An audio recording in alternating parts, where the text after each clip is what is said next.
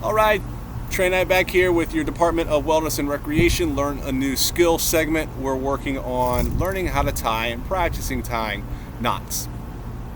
We hope everybody is staying safe and continuing to adjust in this challenging time.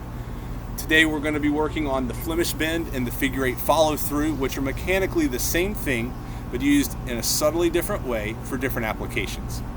So last time we talked about the figure 8 knot and the figure 8 on a bite.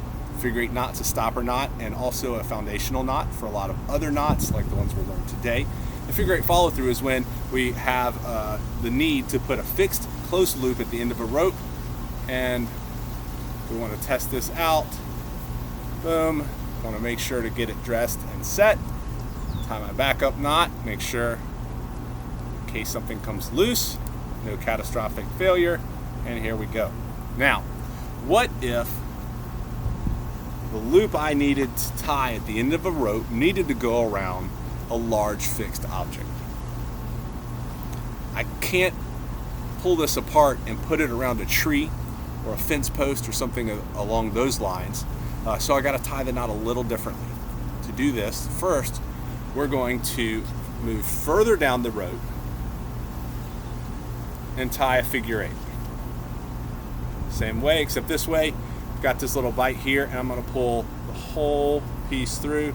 That way I have this figure 8 roughly, I don't know, maybe 2 feet, 30 inches down my piece of cord. I'm going to leave it nice and loose. And then we're going to go over here to, I'm going to grab a large object, stick it up here on this chair, and we're going to tie this around it.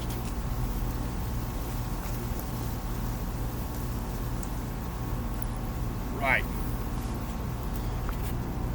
Here we go. So, we've got this handle. I want to tie a fixed loop around this handle. I don't want to clip a carabiner to it. I don't want it to move around. Maybe I don't have a carabiner or something of that nature. So, take that figure 8, we'll go around. Now, I need to trace with this running end back through this knot. I'm just going to follow this like a roadway from here, down, underneath, over, under, up, around, and back through. I'm going to do this really slowly. I want to make sure to kind of keep everything nice and loose, and that's really going to help me manage everything along the way. So I'm going to open up just a little bit more here. Okay, so we go. Start at the bottom, and I'm just going to trace this back, pull in some slack through, so I have plenty of rope in this running end segment here to get all the way around and through. Next, I'm going to go down, under, and around, under both pieces, pulling it all the way through, trying to keep it nice and flat, nice and even. I'm going to come back over the top here, underneath, and then we're going to come through this piece here.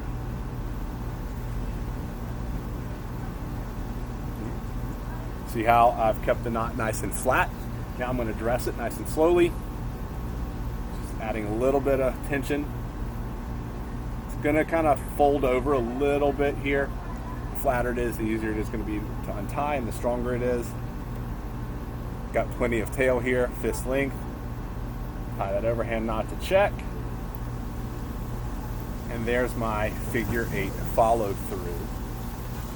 And I can lift this heavy object up the ladder to the roof, put it back in the pickup truck, whatever I was trying to do. The reason I needed this loop. To untie it, just kind of work backwards.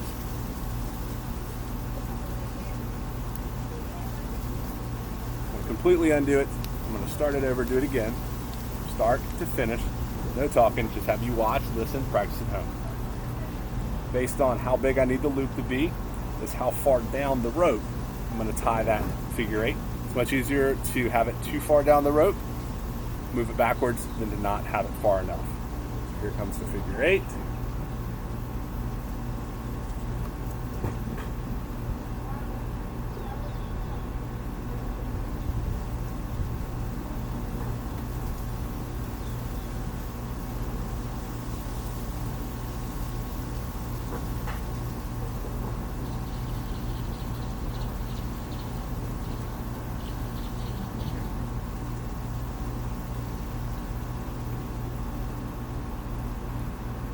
dress it and set it. That's just big enough. Generally might want a little bit more tail, so here's how we would adjust that.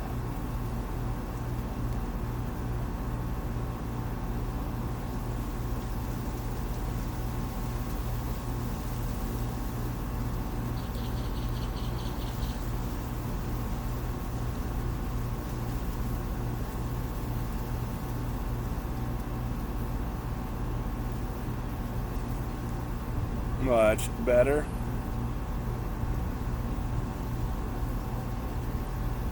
My overhand, figure 8, follow through. Right. Untie this guy. We'll tie the Flemish Bend. Should be very familiar. Pretty easy jump from our figure 8 follow through to this next knot. Now, if you remember from our first video, a bend connects 2 ropes. So I've got my other rope here. This knot is really good regardless of whether the ropes are the same diameter, but the further these ropes get in the difference of diameter, this tends to work less and less well. So I want to have them somewhat close, at least 50% of the diameter of the other rope, larger or smaller. To start, I'm going to tie figure 8 pretty close to the end of the rope like we did in our first stopper knot application. I want at least that fist length. Now, rather than taking the same rope and passing it back through in the same direction, I'm going to take a different rope and trace this figure 8 from this direction here, working back this way.